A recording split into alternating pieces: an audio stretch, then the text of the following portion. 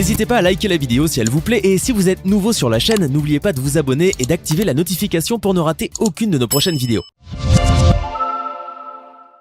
Bonjour à toutes, bonjour à tous et bienvenue sur notre chaîne Hérotech Télévision dans notre nouvelle rubrique Face à la Une. Bandeko Balandi Mbote Nabino Nyonso Bisika Bobeti Libaku ya Olanda Biso à travers le monde. Bandeko Lelo Tozali Awa Ponako Solola ou Etali Passeport. Passeport ya mboka na biso Bandeko Toyebi ya malamu ke ezali passeport oyo tango yo zali na yango bapaya bisika biso tokendeke bisika tokena luka ba visa pour na bamboka bapaya bapesaka yango vraiment lokumu mingi te. Donc ministre Yassika Madame Thérèse Kaikwamba Wagner alobi ete il faut opesa lokumu na passeport na biso. Tant yo pesi lokumu na passeport na biso opesi lokumu na mwana mboka Congo, puisque misala oizo salama batu mingi bazali ko voyager ezala na niveau ya culture, ezala na niveau ya politique, ezala na niveau ya biso simple citoyen. Tozana posa tozana passeport oyo tant yo koti pose visa ezali ko répondre na ba standards internationaux ya ba compagnie d'aviation oyo bazali concerné na obtention ya passeport diplomatique ezali bongo ba personnalité oyo baranda ba service na kati ya mboka na biso. Et ce sont les anciens présidents de la République, les anciens premiers ministres, les anciens ministres des Affaires étrangères ou de la coopération, les personnalités ayant la dignité d'ambassadeur du Congo, les fonctionnaires relevant du cadre des agents et des services diplomatiques et consulaires à la retraite à partir du rang de secrétaire des affaires étrangères. Toutefois, le président de la République et le ministre en charge des affaires étrangères peuvent, pour des raisons d'État, accorder le visa diplomatique. Il peut accorder ce visa diplomatique à des tierces personnes qui ne sont pas visées par le dit décret pour autant que ce soit appelé à défendre les intérêts de la République démocratique du Congo. Pour autant que ceux-ci soient appelés à défendre les intérêts de la République démocratique du Congo. Alors bandeko, tozali na batu mususu lokola ba musicien, donc c'est le cas ya Koffi Olomide, tozali na ba musicien mususu lokola Dadju Nandekone, Maître Gims, bango bazali batu oyo bakendeke musika bazali batu bateka ba disque ebele, bazali batu oyo bazali ba disque d'or, bazali batu oyo monde mobimba bayebi puisque babeta ba concert partout dans le monde. Et donc batuana basengeli ete bazwa ba passeport pour faciliter bango ko bima pour ete elongi ya Congo et mona na libanda. Yonga ya bomonaka Maître Gims sozo beta concert drapeau ya Congo ezanga raté. Soki Dadju azali na kata ba concert na bango minene donc nyoso wana ezali pona olakisa ke bazali kosala po ete mboka na biso etomboma eyeba bapaya baya ko investir, bapaya baya ko visiter mboka na biso, bapaya ba mema ba devise et donc économie na biso emata. Passeport ya République démocratique du Congo ezaki wana pona ko résoudre un problème ya voyage. Au lieu et résoudre ba problème o ezali ko se poser na niveau ya obtention ya visa, mais bande économie biso ba problème eza na niveau ya biso ba tozo senga visa, eza na niveau ya ba mboka otonito kende, c'est-à-dire en passant par leur représentation diplomatique na kata mboka na biso ba problème na ndenge ya kosakana te. Premier problème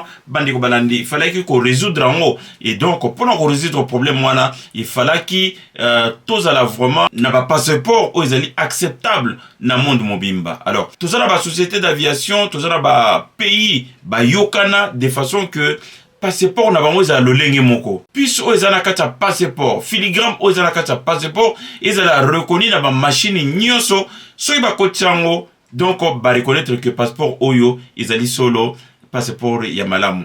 Bandeko, pour une petite anecdote, nauti na Chine, na komi na Helsinki. Tout ça là, il fallait tout ça là escale na Helsinki. To komi na Helsinki, alors comme les alaki transit, et sengela ki bata la ba passeport ya mutu na mutu oyo ifalaki a changer avion aya na France. Mindele baleki nangasi nazaki ngai moko muto asuka na pesi passeport bandeko nanga bayebisinga monsieur attendez zela muke nazomona batu nyonso to voyageaki na bango utai na bango Guangzhou na Chine batu tout bazolekanga na misu na tali boye na tikalinga moko na ban nazozela na mais il y a un problème au comment est-ce que mikanda bon nakolo bate que pièce d'identité nanga séjour nanga na France esili nakolo bate que séjour nanga ebimaki na ndenge ya munyato ndenge tolobaka est-ce que séjour nanga non puisque na pesa mikanda na pesa na mutute aki osala ba manœuvre mo boye oyo bakomo lukisa est-ce que mikanda nanga ezali fichier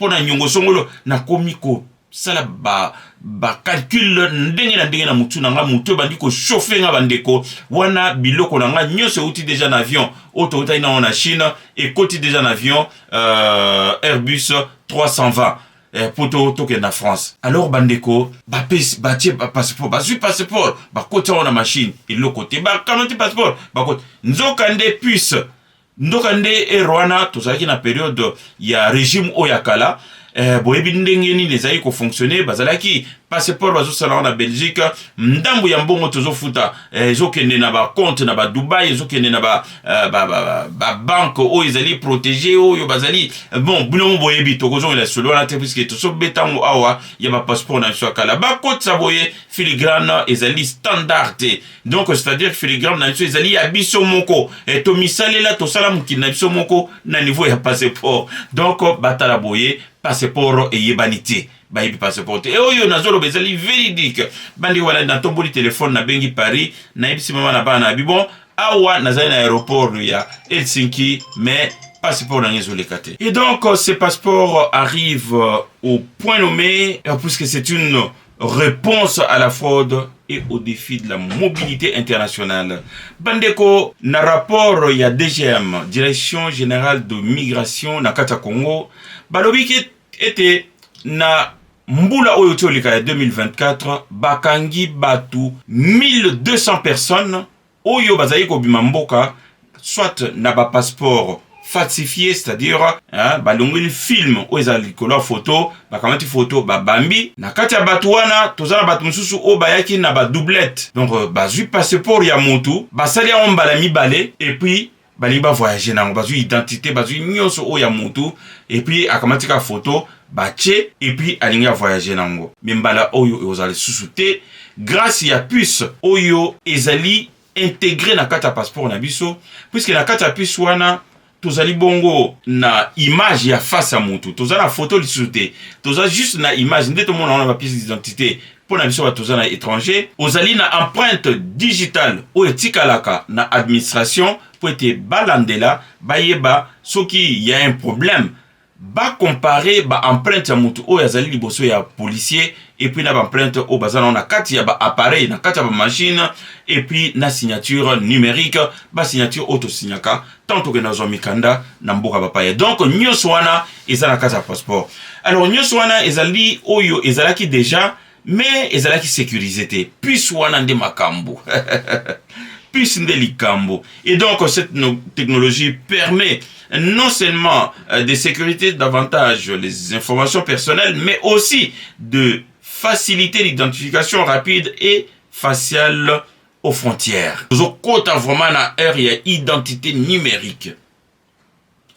Toboyi makambo une explication na bota masoki nde nini te oye au pesi pièce d'identité ba vérifier na ba identité o bazala na base de données ba vérifier signature ba vérifier image na yo photo no puisque kotikala ba vérifier donc nyonso wana et puis na signature na on et donc des mesures de transition pour les anciens détenteurs. Bande comme ekoloka ndenge nini pour na biso batoza na passeport depuis un certain moment to voyager na on na bamboka ndenge na ndenge et kota ba caché ndenge na ndenge o ezali ko pesa biso crédibilité na ba pays otozo ke na osenga ba moni ke no mutu aso akenda azonga ka mutu akendeke mais akende na cadre ba faire mais tokosala lolenge nini afin d'assurer le traitement en douceur. Le ministre a précisé que tous les citoyens ayant introduit une demande de passeport seront automatiquement intégré dans le nouveau système. Mutu nyonso asenga passeport, mutu nyonso oyo apesa mbongo, mutu nyonso oyo remplissa formulaire ya demande ya passeport ya kala, yebara très bien que automatiquement so mbongo ekweki na maboko ya mutu malamu, ekweki na maboko ya mutu oyo azalaki désigné azwa yango. Soki réellement ofutaki net en France, ofutaki na poste, ofutaki na banque, mbongo ekomi na administration, ekomi na consulat, ekomi na ambassade, yebara très bien que automatiquement automatiquement liste wana ya bandeko o basalaki ba demande ekozala transmise na Kinshasa po ete bakota bango na liste ya ba demandeur ya ba passeport. Alors passeport ozwa ezali passeport akalate automatiquement à partir à lelo batu nyonso bapesaki bakotaki ba formulaire à partir il y a un certain moment puisque ba stoppaki remplissage ya ba formulaire et donc en attendant que ba passeport asika et donc le roi ba passeport bandi kobima donc esengeli vraiment que ozana motema pio que passeport non ekoya mais avec beaucoup de sécurité koleka oya liboso. Donc c'est-à-dire bakozwa so passeport noté balongoli photo batia mutu mususu balongoli signature bazongisa mutu mususu nyonso ezali collé na kati ya document na eza lowa carte d'identité hein bomona passeport ya américain blendé na ndinga deux fois te même ya ba français hein baza ba puce eza na kati wana biso tout tokomi bato ba puce na ère informatique numérisation donc biso tout okoti masolongo. Donc esengeli vraiment que tozala na batu oyo bazali ba jeune en esprit et en vérité hein na kotambola po ete bakanisa que numérique na mwa lelo yango nde mutu ezotambusa mboka soki okoti informatique te na misala yeba très bien que ozomela mboka na libulu. Alors le roi tozala bato mayele tokos.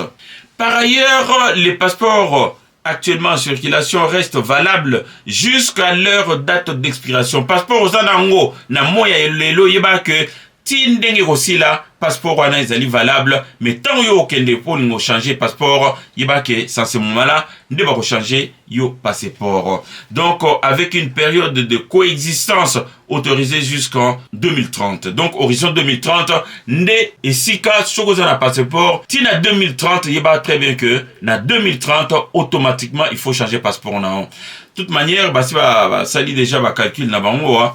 Parce que ça va calcul, c'est-à-dire que passeport il y a kala loko ezobima sous-souté et donc passeport il y a sika ezobima à partir à l'élo le 5 juin 2025. Oui.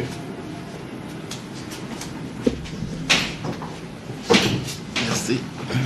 Excellence, nous avons l'honneur de vous recevoir aujourd'hui dans notre bureau à l'occasion des remises officielles de votre passeport biométrique. Avant de vous remettre les passeports, je me fais le devoir de vous expliquer les biais fondés de ces passeports en ce qui concerne la sécurité. Ouais. Excellence, ces nouveaux passeports biométriques contiennent des données invisibles. Très bien. Ces données invisibles à l'œil nu, mais avec une lumière noire, vous pouvez voir ça. Vous voyez l'emblème de la RDC. Ouais. Et il y a le filigrane qui est ici, qui n'est pas visible à l'œil nu. C'est ça. Mais avec cette lumière noire, vous voyez, il y a le filigrane. Qui se voit. Voilà. Et ce passeport est accompagné par Emmanuel. Ok. Et voilà, Excellence, au nom de son Excellence, Madame la ministre d'État, ministre des Affaires étrangères, je vous remets ces nouveaux passeports biométriques. Merci beaucoup, monsieur. Merci.